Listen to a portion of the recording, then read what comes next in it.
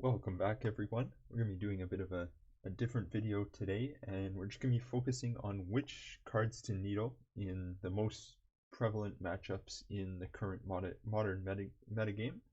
My current lists are on 3 copies of Pithing Needle and 1 in the sideboard, but we're just going to be going over the top 3 needle targets for each matchup, and this is designed to be generally kind of a more informative video, a look at Lantern as a whole, as a deck, kind of what things we can learn, kind of advice both for new players and for people who've been playing it for a while, kind of just as a easy guide that can be referred to. So here we go. For Scam, kind of our top 3 needle targets are going to be Reflection of Kiki-Jiki, Dothy Voidwalker, and Engineered Explosives. Now, as always, with anything on this list, it can change. In the middle of a game, you might have a situation where you have double Dothy Voidwalker and Reflection is nowhere to be seen. Yes, fine, name Dothy first, but in the blind, assuming you don't know what's in their hand or what they have, Reflection of Kiki-Jiki, because it kills us with the new Orcish Bowmasters. So it is one of the ways that they're able to get around bridge. In fact, it's one of the only ways that they're able to get around bridge. Especially, I'm currently on an Abzan list, so things like Prismatic Ending can't even be cast with Dothy Voidwalker. If you are playing Assassin's Trophy, you maybe are more likely to needle Dothy, as it can recast Assassin's Trophy and blow up bridge, which is not what we want. Additionally, Engineered Explosives is a sideboard card that they play. Definitely you'll see it in a lot of lists, and so it can be a prime target in the next 2 games. Moving on to Rhinos here, kind of their only, against Scam, generally in post-board games there's only really 1 needle in. These things aren't huge deals, so we usually only need 1 needle. Against Rhinos, it's going to be the channel lands, Boseiju and Otawara. You're going to see these come up in a ton of matchups here. They're super heavily played, and Pithing Needle is basically our only answer to them. Boseiju we can deal with Welding Jar, but Otawara, Needle is going to be our only option. You're going to leave 3 needles in against a Rhinos, and just making sure it takes out so many of their outs when you're able to needle it. Moving on to Tron here, we got O-Stone as the first one, and the One Ring. Again, Tron can be very situational. Expedition map is included on here. If they've already used an expedition map, you're not going to waste a Pithing Needle on it. In most cases, you can go after something else. Maybe they're playing a Blast Zone, they have Boseiju. Tron could fill probably 10 targets for 4 needles, so even things like Karn the Great Creator, although usually Pithing Needle is your worst answer to it because it's still going to shut off all their artifacts, and they're going to be able to eventually draw into something with all of our artifacts cut off. The One Ring just shutting down their card draw. O-Stone obviously is going to wipe the board, destroying Ensnaring Bridge. Very hard to recover from that. And Map is one where it can slow them down early. Later maybe something else like Boseiju, but definitely if you're in the blind, you can turn 1 name needle on Map and really slow them down, and you are going to leave in all your needles post board. Against Burn, again, this is a matchup where they don't really have too many needle targets. Roiling Vortex might be one. If you have Underworld Cookbook out, it can kind of shut down the Cookbook's life gain, which you need, and then Sunbaked Canyon more so, just to stop them from getting instant speed card draw. Sunbaked is the more common one. Fiery Islet is also another, but either of those 2. We go on to Murktide. Again, you'll see Otawara here. Pre-game, like Mishra's Bauble is your second target. They don't really have a real second target. And then Engineered Explosives in the sideboard. You may notice Murktide, we're still leaving 3 needles in. It's actually because we don't really have anything else that we want against Murktide. Our deck does pretty well without any changes to Murktide. So Game 2, you're going to go Otawara and Engineered Explosives. Next, we move on to 4-color Omnath. This is more of the control piles and not the Cascade version with Beanstalk, but just your 4-color elementals, Fury, they probably have the One Ring. They'll have Beanstalk too, but it's kind of a secondary part of the deck unless trying to cascade into it. I'm going to Needle to Fairy. Bouncing Bridge or Urza Saga is a huge problem for us. Obviously, we die when Bridge gets bounced. Saga getting bounced is a huge tempo swing, as constructs are often an important part of those games. Then we have Ren 6 and Beseiju. The order that you Needle those in often will depend on what you see. If they have a Ren 6 on the board, you're probably going to Needle Ren 6. If they have neither, you'll often Needle Beseiju, as if you Needle Ren 6 and they draw Beseiju, they can Beseiju the Pithing Needle, then get it back with Ren 6 to start their loop. And it is yet another matchup where we're keeping all the Pithing Needles. Hammer Time, this one can get a bit controversial here. A lot of people have Stoneforge Mystic as their top pick. I think this is similar to Tron. This depends a lot on the game state. Generally, Colossus Hammer, if they're tutoring it out with Urza Saga, Pure Steel is also often something we'll let them have on the board more often than we will Sigarda's Aid. Like Sigarda's Aid has to go immediately because of Ornithopter, whereas Pure Steel we can kind of let sit out for a couple turns as long as we're behind Bridge. Additionally, they're also playing the Forge Anew, which gives the equip ability to Colossus Hammer, so we want to shut that down. And Giver of Runes just turns off all of our removal, which we'll often use on an Ornithopter. And then kind of as a third one, the Reality Chip, if they're blue, this could also be something like Lion Sash or Haywire Might, depending on which kind of version of the deck. Kind of went with the stock, mostly white with a couple blue cards, so the Reality Chip is one. We do not want the Reality Chip equipped to it. With priority, they can cast stuff off the top in response to us trying to mill them, or they can just cast stuff before we have a chance to mill, and we really don't want to deal with the Reality Chip. Next, moving on to Titan. Beseiju is going to be our first one that we have to name immediately. They have so many ways of getting lands onto the battlefield, and even if they play a Beseiju, they can just play a bounce land to get it back. It's very bad for us. Secondly, we're going to name the One Ring, just those extra cards we want to shut down. Finally, Teleria West. Another reason to Needle Beseiju so quickly is because they can find it with Teleria West, and it's again just a huge problem for us. It's probably the most named card on this list. Living End, again, Odawara, Beseiju. Beseiju maybe less from Living End, less versions play it, but Odawara for sure. They'll probably have Beseiju, and then kind of just needling Street Wraith is their only draw effect that they can use without any mana. They can be completely tapped out and still Street Wraith. Often against Living End we can get the lock, but then it's more difficult to maintain because of just how much instant speed draw they have, so limiting that in any way helps a lot. Jun's Saga here. This is an interesting matchup. Haywire Might is one card that we will use against them and they will use against us, but it's very bad, Haywire Might. And then again, Ren 6 and Beseiju, just keeping those cards on lockdown. Ren 6, Beseiju, looping are one of the worst things our deck can face, so we need to stop that right away. Moving on to Yawg.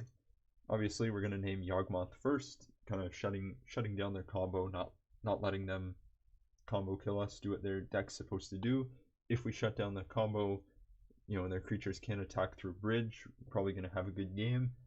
If we have Yawgmoth needled and Bridge, Grist is their only kind of way around that, so we're going to needle it as its ultimate is what will kill us there. And then finally Beseiju. This is a green deck. It's going to have Beseiju in it, and it'll either destroy Bridge or earlier needle. Again, all of this stuff can change dramatically in game, and this is just kind of a general overview. If you see Beseiju in hand, you don't have any way of getting rid of it, you're probably going to needle it even before something like Yawgmoth, as you just have to stop it once it's in their hand. One of the key advantages to these channel lands and why they're such a priority to deal with. Moving on to these Demir control lists, kind of playing Orcish Bowmasters, Lorien Revealed, the One Ring, Subtlety, cards like that. The One Ring is kind of their key it is their key card advantage engine, so just keeping it shut down is priority number one. Odawara, again, one of their few answers to a resolved bridge. Needle, kind of any interaction with the lock is going to be Odawara. And then sideboard, they usually play engineered explosives, so we're gonna needle that. Moving on to Grixis Shadow, main deck, basically nothing. You can hit fetch lands and sideboard. Engineered explosives is kind of one of their main hate pieces they'll bring in for us. You may notice needle sideboard. We have 3. Again, this is just because really we don't have too much that we're gonna change against Shadow. It's already a pretty good matchup for us, so we don't really have many sideboard slots for it. It's the kind of thing where you're never really gonna find a Pithing Needle with Urza Saga, so you're not super likely to see too many in the game, but getting that first one on Engineered Explosives is still pretty good. Creativity here, Ren and 6 is kind of their main engine game 1 that we want to shut down, and Reflection, we talked about it earlier with Scam, where it can copy Orcish Bowmasters. In Creativity, it's copying Archon of Cruelty, which is going to kill us so much faster. And then finally, Boseiju.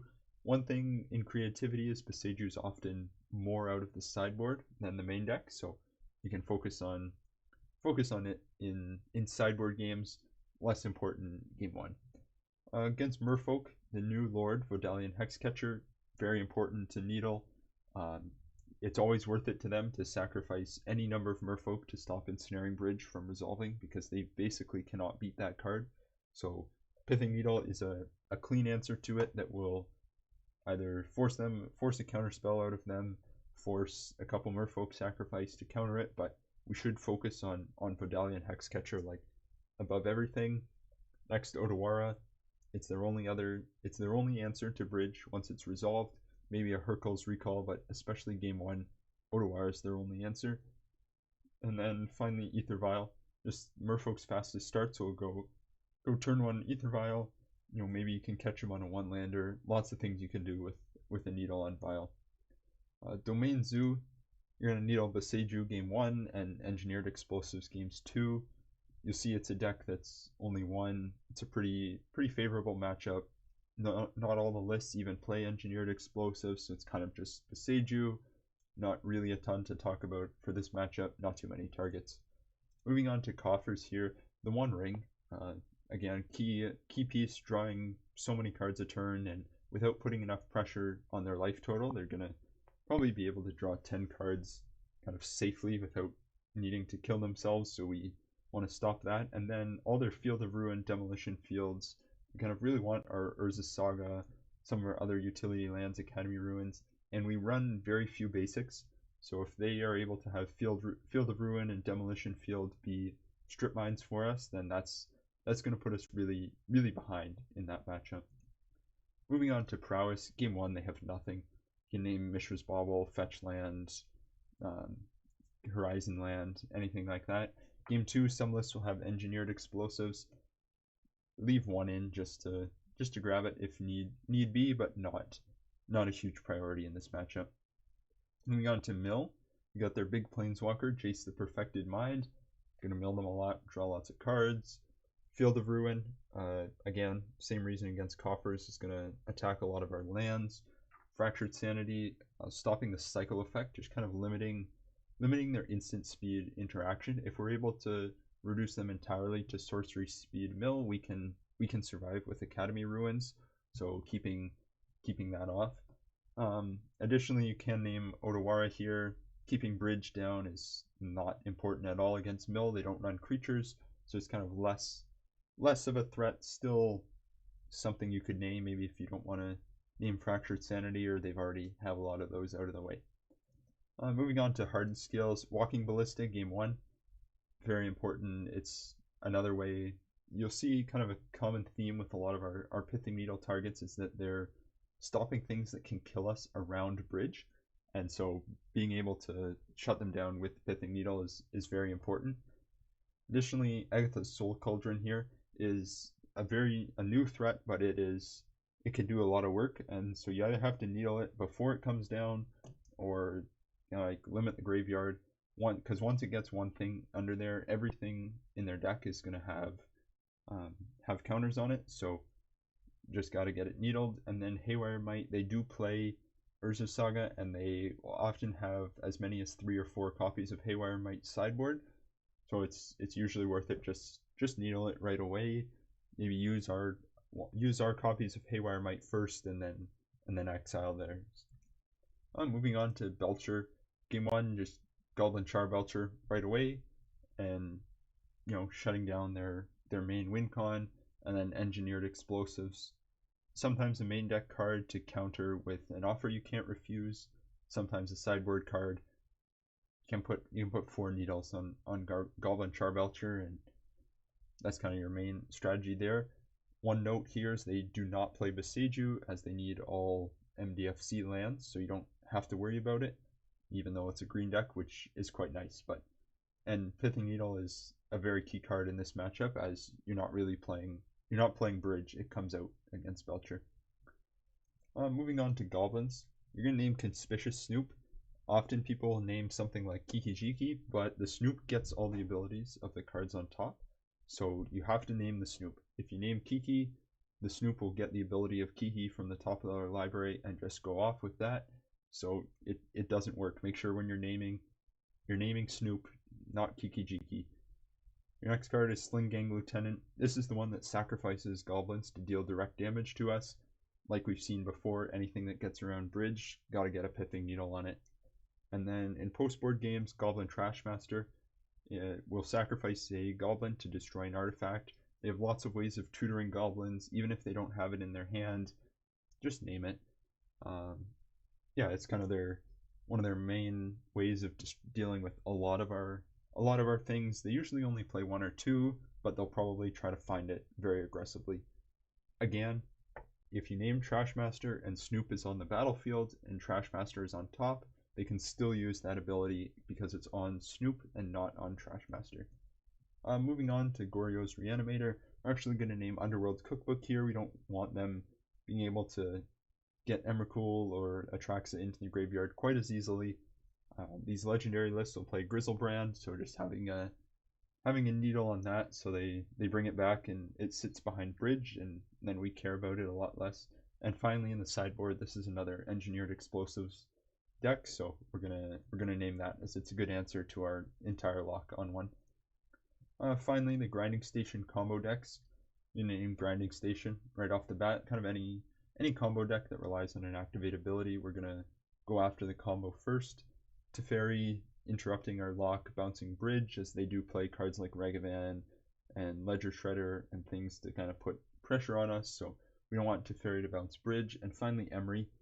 We mill all our cards. Any problem cards we see, we're going to mill, so we don't want Emery to be able to just get all of those back.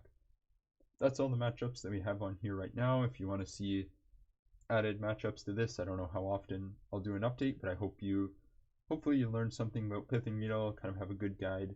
This spreadsheet is actually available in the Lantern Discord. There's a link in the channel description, so feel free to join there. It's under sideboard, and this is just kind of my thoughts on it and kind of what we're looking to do in different matchups. So hopefully you learned something. If you disagree with what I'm needling, let me know. If you have different reasons for cards, would love to hear all of them. But hopefully this was quite helpful to you, and hopefully it can get you to the next level of what you're naming with Pithing Needle.